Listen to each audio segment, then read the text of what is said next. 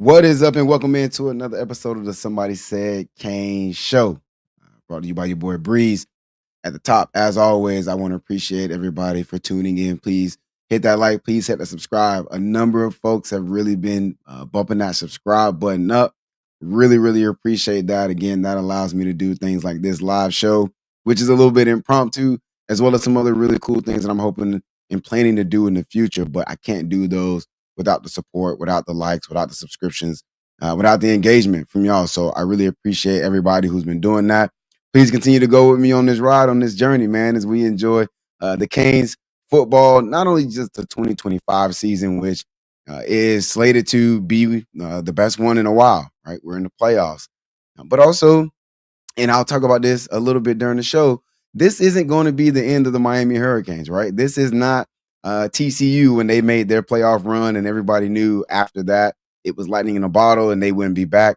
The Miami Hurricanes, led by Mario Cristobal, are set up to continue to be competitors, continuing to be playoff caliber teams. So as I'm doing this now, and it's dope and it's fun, hopefully, and I think is going to continue to be that. I think it's going to continue to be a team that we're talking about into the postseason, a team that we're talking about competing and having opportunities to play for national championships. And again, all that's going to happen right here, and I can't do it without y'all. So I appreciate all the subscriptions. I appreciate all the likes, and I appreciate everybody watching. With that being said, today, again, a little impromptu. I wanted to make sure that I got a video out before Miami plays on Saturday at Texas A&M for the first round of college football playoffs. There's some thoughts, some things that I've seen. I watched the film on Texas A&M, went back and watched a number of their games, the Notre Dame game, showed some film on the offense from that game at the show earlier in the week on Saturday with my boy Herb. But then I also went back and I'm like, I want to make sure I dive deep into this defense as well. So I went back, I pulled numbers, I looked at stats, I pulled some film clips. So I want to talk about those too, right? What is it that we as Miami fans can expect from this Texas A&M defense on Saturday? And then what are some ways in which I think Miami will be able to attack this defense based on what they have seemed to be throughout the season?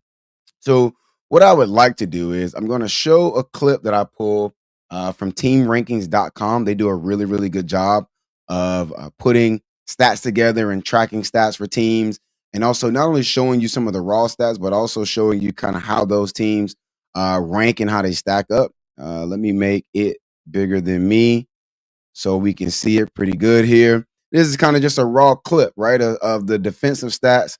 And I want to use this as a basis to kind of talk about some of the things that I'm going to be able to show on film. But it also speaks to what type of defense this is that Texas A&M has. We know that they're led by Mike Elko as the head coach. And the defensive scheme, you can absolutely tell it's his. He has had other coaching stops. He was at Duke before this. The Duke defense looked very similar schematically. That looks very similar to the Texas A&M schematic defense that you see as well. Obviously, he's just got some better athletes, so they're able to do some things at a higher level, and he's able to take some chances and challenge guys maybe a little bit more than he was able to do at Duke. But he's been in the coaching realm for a while, so as you look at him over the years, there are some things that are reoccurring in his defenses, and that applies to Texas A&M as well. So as you look at the stat, it kind of starts as an overall look. From a passing perspective first, showing some of the stats that you see there. And I think the overall theme on a statistical standpoint is that this defense is very good, maybe not necessarily great across the board. There are a couple of things that they do that allow them to statistically look great on certain aspects. And I think we're going to see that not only in the film, but also Saturday during the game.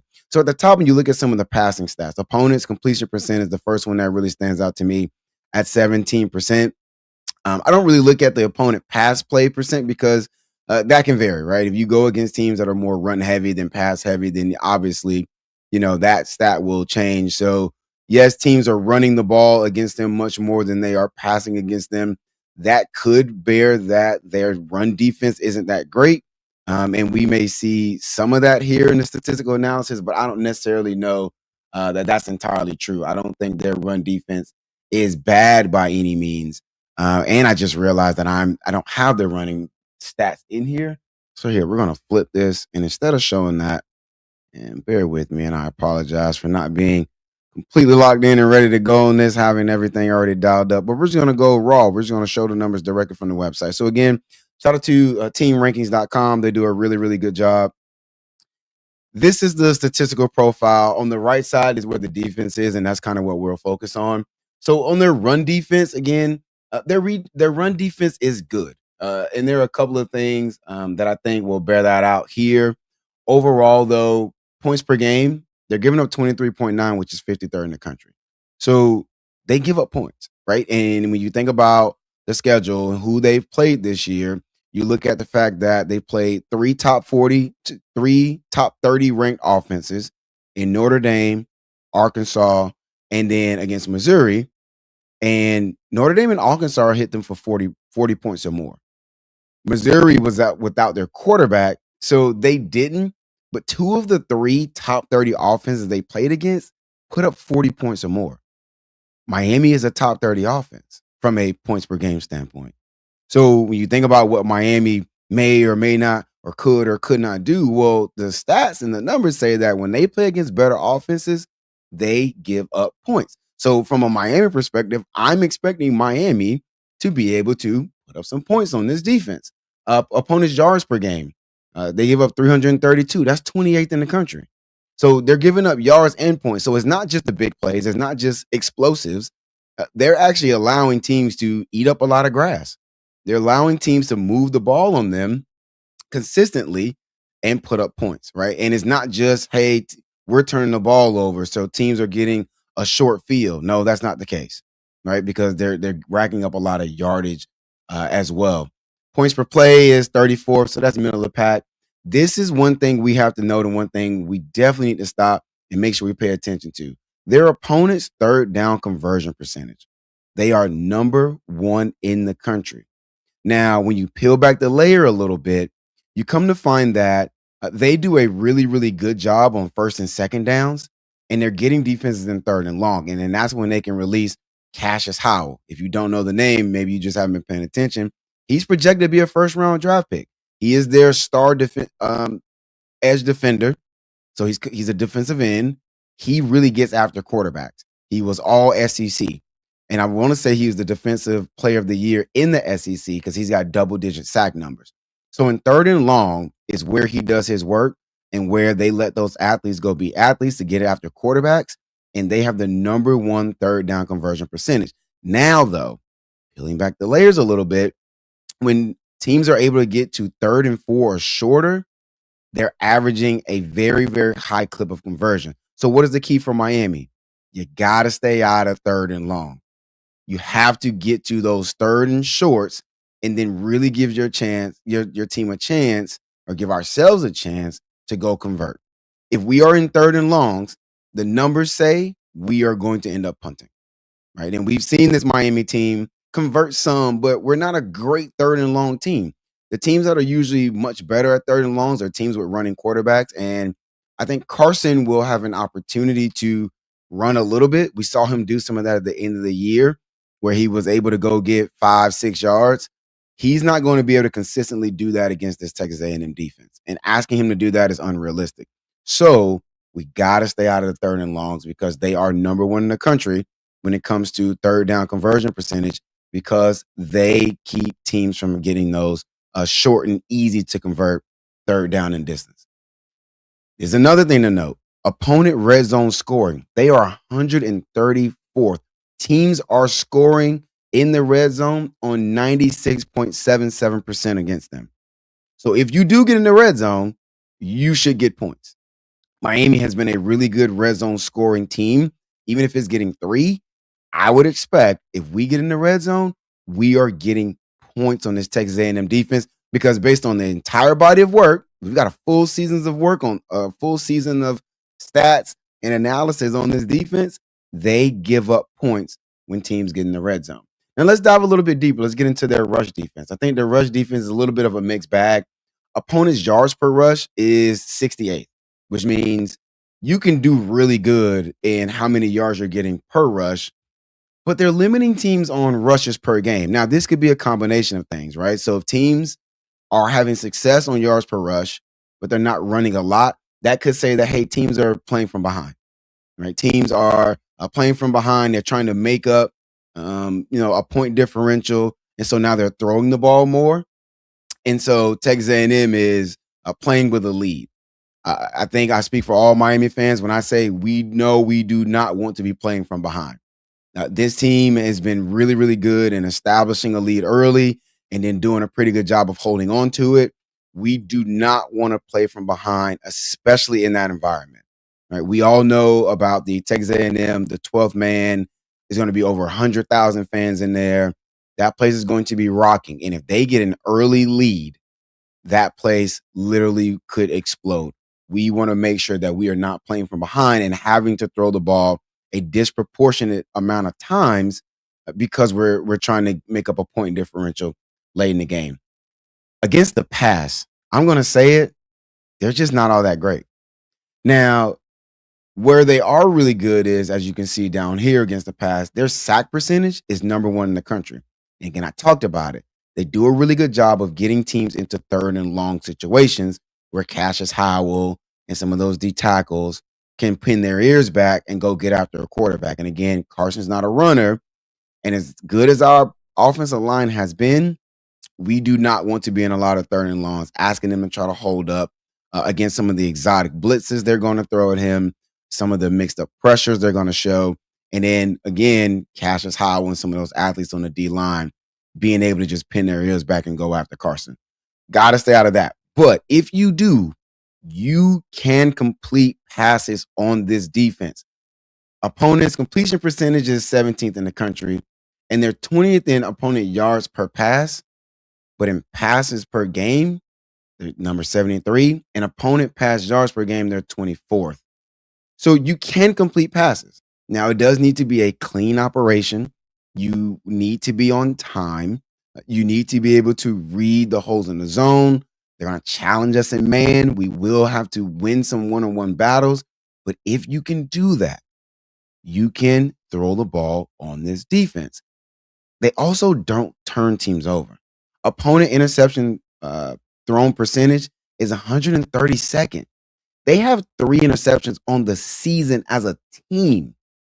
Miami has players on our defense that have 3 interceptions by themselves.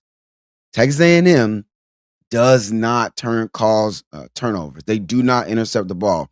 And I know that's been a big speaking point. It's been a big talking point. Carson Beck is going to pull a Carson Beck. Or Carson is going to throw interceptions. If Carson is throwing multiple interceptions against this defense, that is simply on us because this defense does not intercept people. They do not create turnovers, especially interceptions. Again, they have 3 on the season as a team. If we give up multiple interceptions in this game, I'm really going to be not only just angry, flat out angry about it, I'm actually going to also be very, very confused because we will be doing something other teams have been able to avoid. And they have faced way less competent offenses. They face quarterbacks with way less ability, way less experience, way less talent than Carson. So if Carson goes out there and throws multiple picks, I'm going to be not only angry, but I'm also going to be very confused because that is not something this defense has consistently shown the ability to do, which is create, catch interceptions against opposing offenses. So that is the overall statistical profile of the team. In general, I do think it is a good defense. Again, you've got a Cassius Howell who is a very, very good player. He's flat out elite, right? Let's call it what it is. He is projected by a number of outlets to be a future first round draft pick, similar to our very own Ruben Bain. He absolutely has a special skill set. He is fast off the edge. He's got a really good mix of moves. He's got a spin move that's nasty. He does a good job of using his hands. He's not very tall, so he's not very long as an athlete. So if he's going up against CC or he's going up against Markel Bell, they're going to have to get their hands on him quickly. If he gets into their body or he's able to bend and turn that corner, they could run into some issues or run into some holding penalties where we know our team has been penalized. We do not want to be giving up penalties to this team, especially in this environment. All right, with all that being said, let's get into some film. It's been 15 minutes. just talking about some high level things like that. But I want to get into some of the film that will kind of show us some of the things that I'm referencing.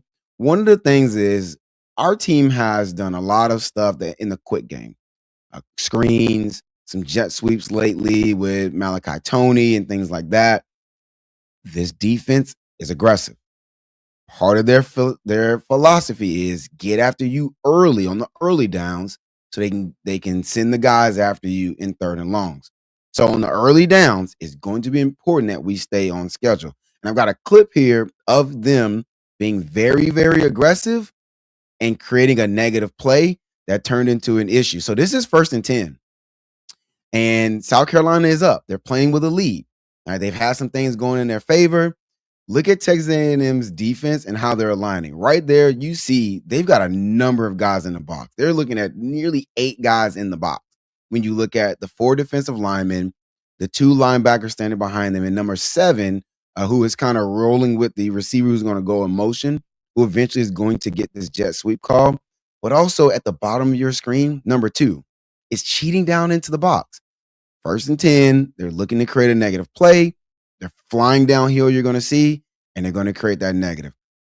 That linebacker fired immediately. Look at 27 here at the bottom of the line. South Carolina is kind of trying to throw off the reading keys of the defensive line, the linebackers, by flowing to the top of the screen to the boundary and then hitting the sweep to the field side. 27 never bites. Look at him. Immediately fired, was never confused, never flowed with the line, and blows his play up. Completely blows it up. That is a what should have been a bigger deficit. He's able to get a few yards back, but my goodness. Look at the aggressiveness. Look how the safeties are coming down. Right? Even if he isn't there, even if he does flow with the line and he's not holding that backside, there's 3 over 2. South Carolina's got 2 blockers, and Texas A&M's got 3 defenders out in front of it. That play was going nowhere. That play was dead on arrival because they are aggressive. They are coming down. They are looking in the early downs to create negative plays so that they can get you in third and long. So that's something we got to be aware of. I will be interested to see if Dawson is really trying to lean into the quick screens that we've seen a good bit of.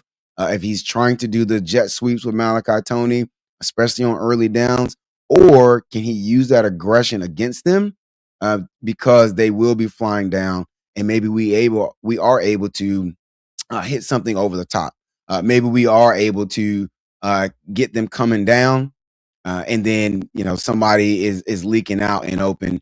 And in fact, I've got a play showing just that. And this is something that we have run. So similarly, look at the Texas A&M defense. They've got 4 down linemen. They've got 3, 2 linebackers and a nickel all down in the box. There's a safety rolling down as the player came in motion. So guys coming from the boundary side, coming to the field side or the bottom of your screen, safety rolls down with him. But what's going to happen is that over aggression by Texas A&M is going to end up biting them because they're running an RPO. So Lenore Sellers is reading the front side. He pulls from the running back, and look what happens.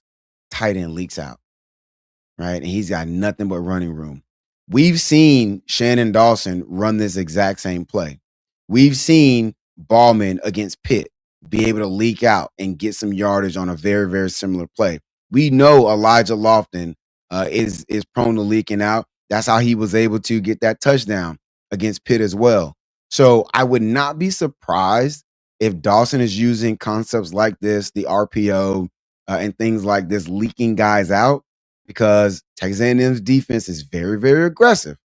And that works. And when it hits and it creates negative plays. But if it misses,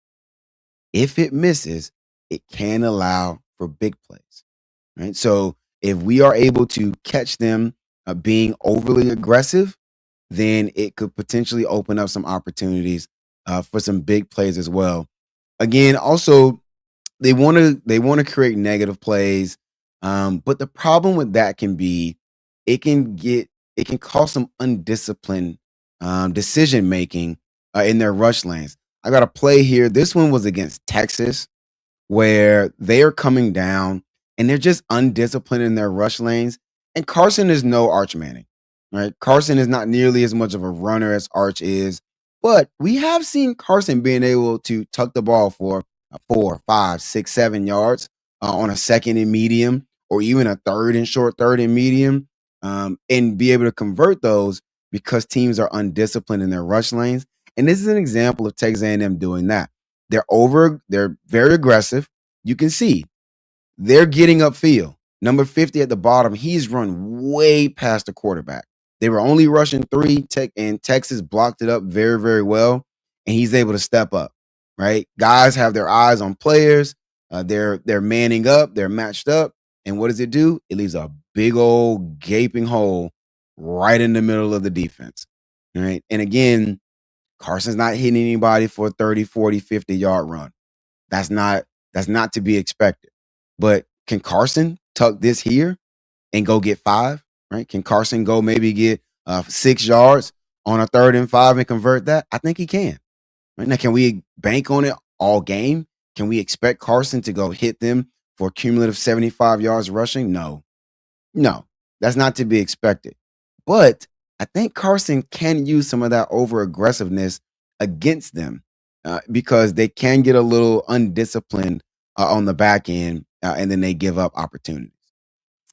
Another thing that they don't do really good at, and I'm going to reference an article from Gabby Urrutia over here at Inside the U, the Miami Hurricanes 247 page. He did a really good article on the Texas A&M defense. It may have been David Lake, but regardless, they did a really good article and they talked about some of the missed tackles. Texas A&M's DBs are not overly aggressive in tackling. They're not big hitters. And from a missed tackle percentage rate, they're not very good. In fact, they're some of the worst in the country. And I pulled a clip from the South Carolina game where that bared out and they gave up an explosive touchdown. This is a play where Lenoris, again, is able to make a guy miss. Texas A&M was very aggressive in getting upfield on this play. South Carolina had it blocked up, and they're running zone coverage behind it. Looks like quarters coverage. And you're going to see right there at about the 30-yard line, Nick Harbor is just going to sit down in the zone. So shout out to Lenore Sellers being able to step up and find him. And so that's not the issue. Okay, fine. You give up, a 15-yard gain, a 16, 17-yard gain.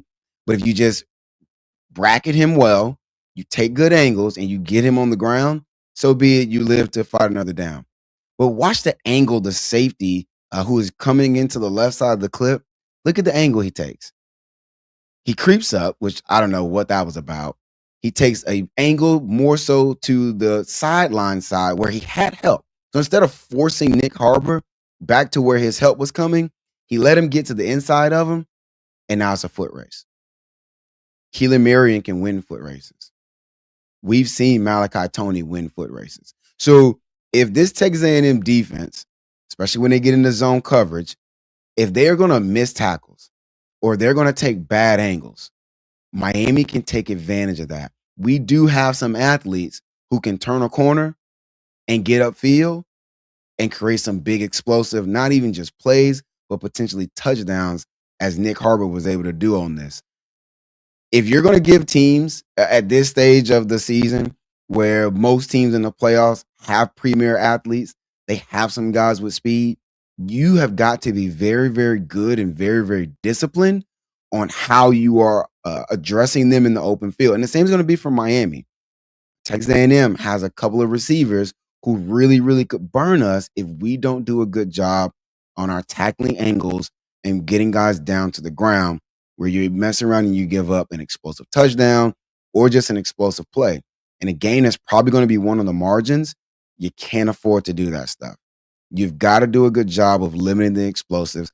And Texas A&M has shown that they can give up some explosives at times. So it's going to be important for us to do that. And then the last clip I want to show, talking about this Texas A&M defense, they're going to challenge us. They're going to challenge our receivers on the edges.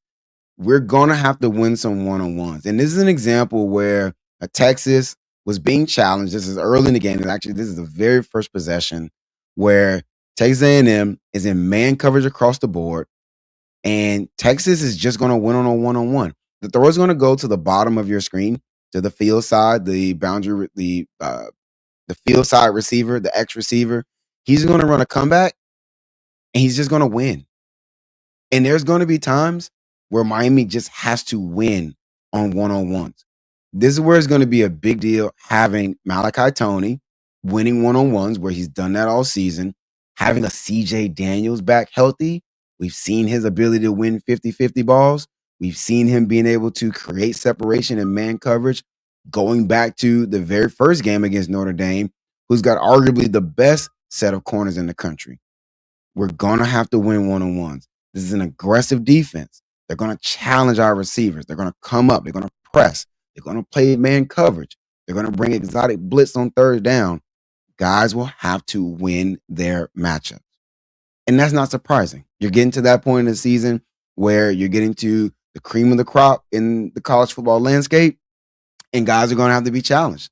They got to step up, right? My guys are better than your guys type of stuff. And Texas A&M is going to dare us probably more times than not to see if our guys can be better than their guys. And if we can do that, then I think we'll be fine. We'll be able to score the ball, similar to how some of the other top 30 offenses were able to score the ball against them and be able to find some success. So my final predictions, right? Miami is on the road, going to Texas A&M, and they're challenged with playing not only a really, really good team, but also playing against in an environment that is just challenging to play.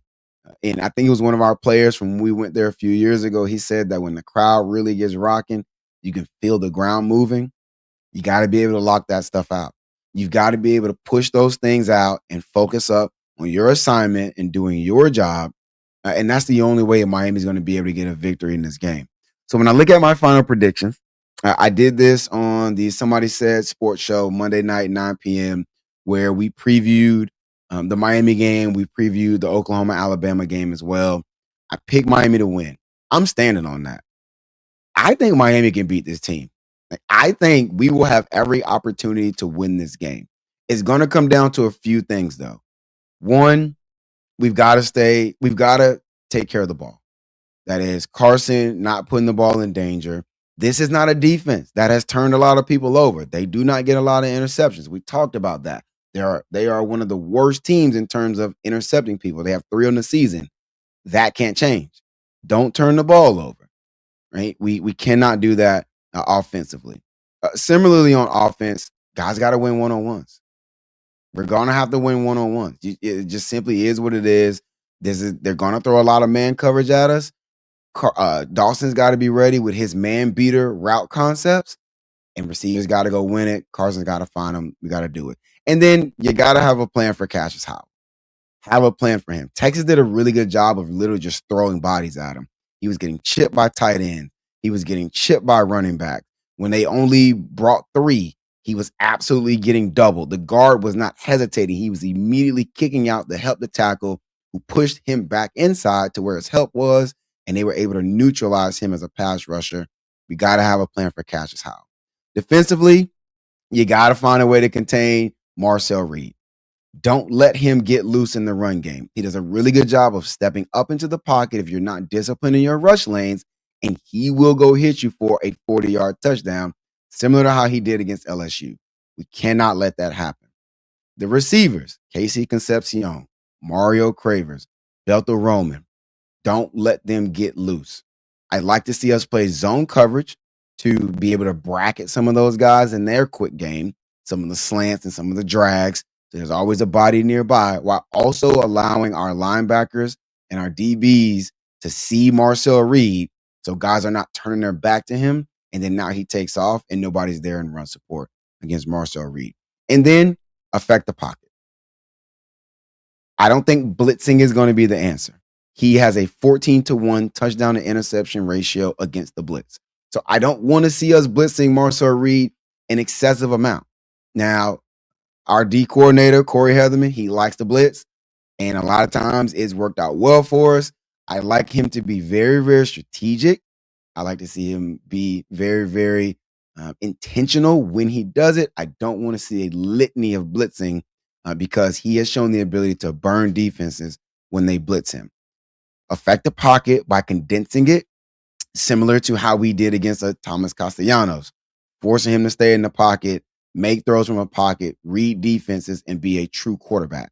If you can remove the dual threat piece of him as a quarterback, that being Marcel Reed, I think we'll have a much better opportunity of having success against him and winning this game. My final score prediction for this game, I think I have landed on 27-20. Miami wins by a touchdown outright. The spread is in favor of Texas A&M minus 3.5. Again, I think Miami can win this game. I think Miami has been a more complete team. I think Texas A&M has some gaps and holes in their roster and in their personnel that only a few teams have had the ability to make them pay for. That being Notre Dame putting up 40 plus points, as well as Arkansas. That being Auburn holding them to 17 points. That being Texas also holding them under 20 points. I think offensively and defensively, we've seen teams be able to take advantage of some of the things that they don't do well or they don't do consistently. And I think Miami can do the same. I'm picking the Canes to win. I feel really, really good about this game. Cannot be more excited. I think it's going to be a good game. I think it's going to be tight. If you're expecting a blowout in either direction, I think you're setting yourself up for disappointment because I just don't see it. Both teams are really, really good. Both teams have really good talent, NFL guys on both sides of the ball, and it's going to absolutely feel like a playoff game, which is exactly what we want. There's nothing we could want more than this feeling just like that, and Miami getting a hard fought, well earned victory at an SEC opponent on their turf at their school. So I got Miami winning. I got Miami's winning the game 27-20. Please hit the comments. Let me know what y'all think. Give me your score predictions. What do you think are going to be the keys to victory? Where will Miami win? Or if you're a Texas A&M fan or you're anti-Miami, why will Miami fail? I want to hear that too. Drop it all in the comments. I appreciate everybody tuning in. Enjoy the rest of your Thursday. And as always, go Canes.